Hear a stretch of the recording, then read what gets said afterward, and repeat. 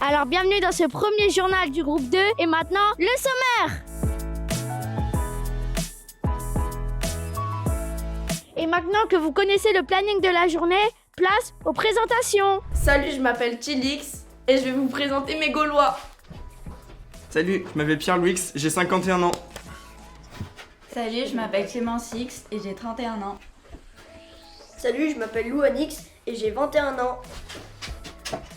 Salut, je m'appelle Jadix et j'ai 21 ans, mais bientôt j'ai 31 ans et... Salut, c'est Capucinix, j'ai 21 ans. Salut, je m'appelle Robix et j'ai 11 ans. Bon visionnage! Et maintenant que vous connaissez mon équipe, place au micro-trottoir. Certains enfants qui sortent la nuit ont affirmé avoir vu une licorne descendre d'un arc-en-ciel. Oui. Si j'en parle, je risque beaucoup. Et elle était où? Dans les toilettes de ma chambre. Est-ce que vous avez entendu parler d'une licorne dans le centre? Après, je ne l'ai pas vu de mes propres yeux, mais j'ai entendu quelques bruits qui couraient vers les dortoirs là-bas. Elle est venue près de ma fenêtre à 23h hier. D'après mes sources, déjà, elle était hier matin au réfectoire et moi, je l'ai vue hier soir. Elle était près de notre bungalow. Là. J'avoue que ce matin, j'ai senti une odeur très bonne, comme une licorne en effet. À quoi ressemblait cette licorne? Elle est blanche, genre couleur vanille, et sa crinière, elle est multicolore. Elle avait un pelage plutôt blanc apparemment, avec quelques petites taches noires par-ci par-là, un peu dalmatien. Blanche avec une corne. Est-ce qu'elle descendait d'un arc-en-ciel? Ah non, 23h, il fait nuit. Flash info, comme vous voyez ici sur cette route, les voitures sont bloquées. Ça vient peut-être d'une rumeur qu'une licorne bloquerait les passages et qu'un chasseur de pommes de pin voulait faire la guerre à cette licorne. Et connaissez-vous un certain chasseur de pommes de pin? Ils sont deux. Ils sont deux, garçons une fille ou fille? Deux garçons. Mais il n'y en avait qu'un seul. Et c'était un garçon?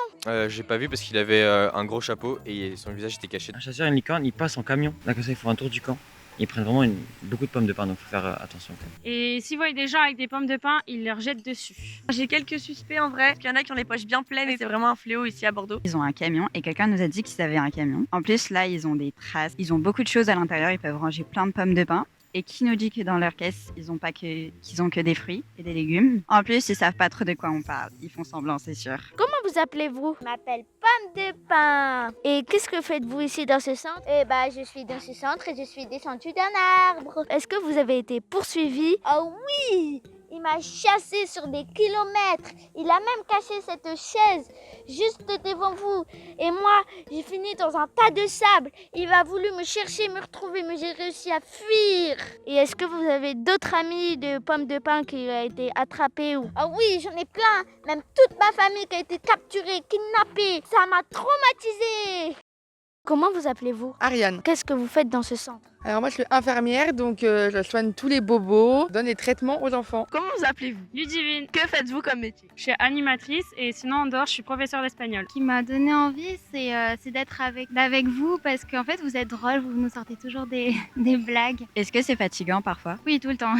Très. Est-ce que vous aimez l'écolo?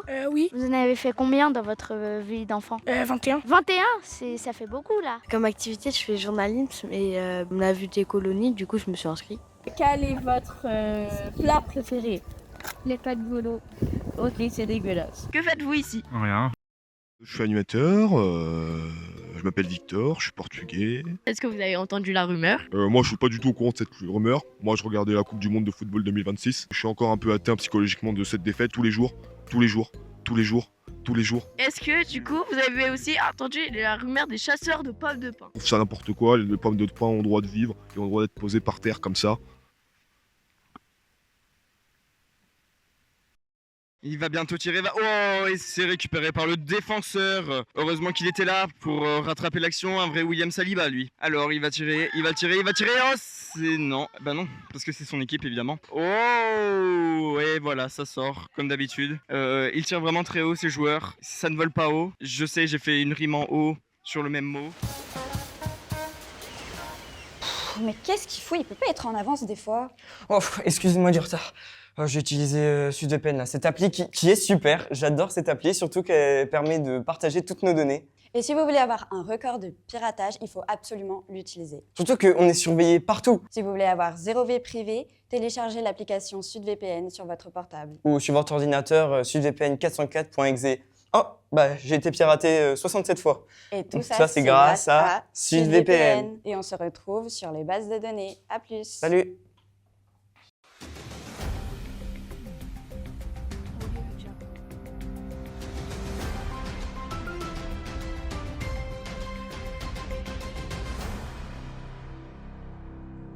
Le 22 juillet 2026, des incendies se sont déclarés au nord du bassin d'Arcachon. À quelques kilomètres de Lac-Canon, 32 500 hectares ont été brûlés. Une nuage de fumée se dirige vers le camp de vacances du Verdon-sur-Mer. Quant à elle, les flammes se propagent vers l'est en direction de Bordeaux. Sur le terrain, les mobilisations sont énormes. 900 pompiers et 1000 soldats mobilisés lutte jour et nuit pour éteindre ces feux. Ça fait combien de temps que vous êtes dans les bouchons? 20 minutes.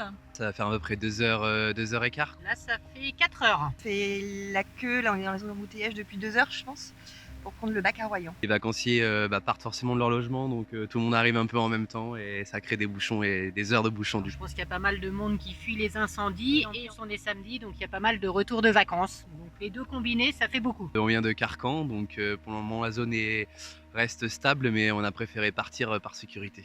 Vous êtes parti à cause des incendies? Ouais. C'est ça, ouais, on est parti avec les enfants et les animaux là. Je devais partir demain, mais on a préféré partir à cause des incendies. On était à Carcan, mais l'incendie n'était pas très très loin. On a préféré partir avant qu'on nous dise de partir. On part du côté de la Charente-Maritime dans le 17, donc on attend le bac pour traverser. Pendant 2 jours, le porche brûlait tout autour. Puis avant-hier soir, on a été obligé de s'échapper parce qu'il y avait les flammes dans notre lotissement. Et depuis, on fuit le feu. Le feu a commencé à nous rattraper par Longaris et à Lac-Canon. Et on a décidé de quitter la région et de partir vers Royan. Et c'est pour ça qu'on attend pour prendre le bac. Je vous laisse parce que je suis en train de faire encore un bouchon. Il y en a partout.